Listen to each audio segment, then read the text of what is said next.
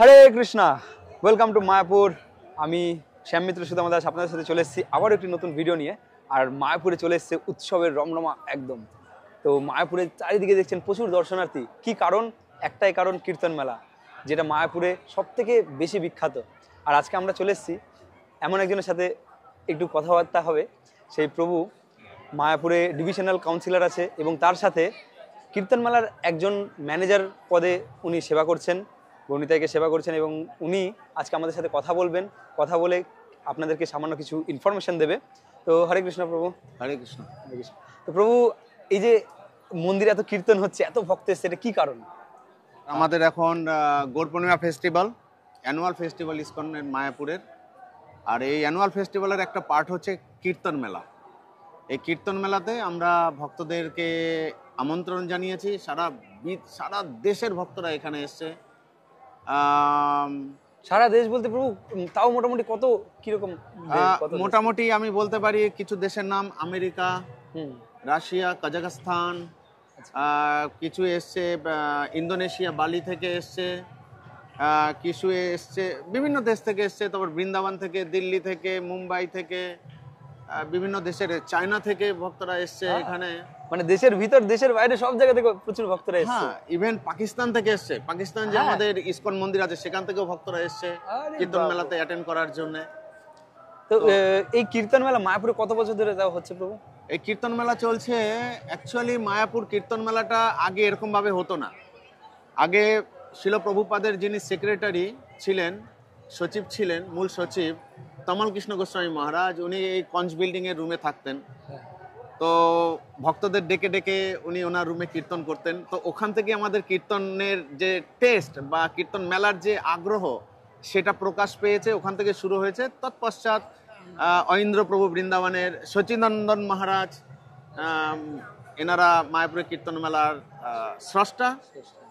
তারপরে আস্তে আস্তে নেক্সট জেনারেশন আমরা ওটাকে চেষ্টা করছি আর কিভাবে বাড়ানো যায়, কিভাবে আরো বড় বড় কীর্তনীয়দেরকে ইনভাইট করা যায়। বাস এটাই আমাদের। তো এই কীর্তন মেলাতে আনুমানিক কত ভক্ত এখানে একসাথে একত্রিত হয়েছে? এটা বলা যাবে না, এটা বলা যাবে না যে কত ভক্ত। ধারণা যে তাও আনুমানিক 20-30 হাজার তো হবে, 20 থেকে 25 হাজার ভক্ত শুধু কীর্তন মেলার জন্য। কীর্তন মেলা যারা, বাকি তো দর্শনার্থী যারা, তাদেরকে কাউন্টই করা হচ্ছে না। ঠিক আছে, শুধু ভক্ত যারা কীর্তন মেলা উপলক্ষে। আমাদের কীর্তন মেলা শুরু হয়েছে গতকালকে থেকে, অ্যাটলিস্ট মানে 24th of February অধিবাস, আজকে ফার্স্ট ডে। তো 25, 26, 27 and 28 and ফার্স্ট, এই 5 দিন কীর্তন মেলা। তো কীর্তন মেলা 1 তারিখে শেষ, 2 তারিখে দেখুন মায়াপুর ফাঁকা। আমাদের এখানে একটাই slogan: chant, dance, chanting, dancing and feasting. তো সব কিছু প্রোভাইড করা হচ্ছে। তো তার জন্য ভক্তরা আসছে।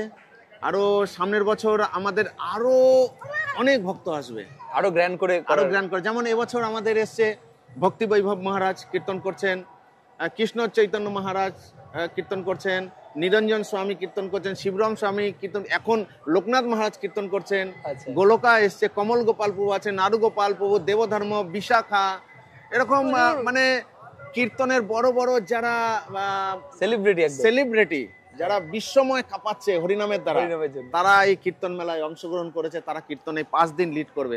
আরো অনেক ভক্ত আছে, তারা কীর্তন করবে। যারা আসতে পারছে না, তারা অনলাইনের মাধ্যমেও আমাদের ইনভিটেশনটা অনলাইনেও দেওয়া আছে, তারা আসছে। বিভিন্ন আপনারা ইউটিউব থেকে মায়াপুর টিভির চ্যানেলে লাইভ ব্রডকাস্ট হচ্ছে, আপনারা সেখান থেকে অবশ্যই দেখতে পারবেন।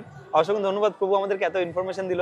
তো প্রভু, আপনি আমাদের দর্শকদের একটু ইনভাইট করে দেন, যাতে তারা মায়াপুরে আপনার এই বার্তা পেয়ে যেন চলে আসে দৌড়ে। যারা এখনো কীর্তন মেলায় আসতে পারেননি, যারা আসতে পেরেছেন তাদের জন্য ঠিক আছে। যারা আসতে পারেনি, তারা মায়াপুর টিভিতে আপনারা ঢুকুন, সেখানে টিভি লাইভ দর্শন করুন, কীর্তন লাইভ দর্শন করুন। 9:30 AM to 9:30 PM পর্যন্ত আমাদের কীর্তন।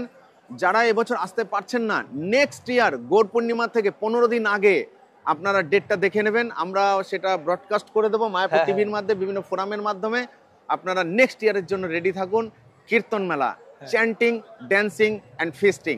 আর যারা যারা গেস্ট হাউস বুকিং করে আছে, তাদের জন্য এই হোল গৌর পূর্ণিমায় ফ্রি প্রসাদ ফ্রি ব্যবস্থা আছে। মানে যারা আগে থেকে বুক করে রাখে রুম, তাদের জন্য ফ্রি প্রসাদ একদম।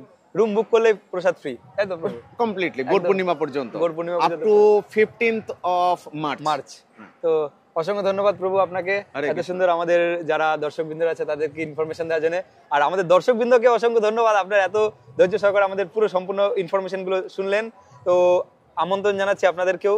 আমি এখানে ভিডিওটা শেষ করছি। হরে কৃষ্ণ। হরে কৃষ্ণ, হরিনাম সংকীর্তন কি জয়। জয়।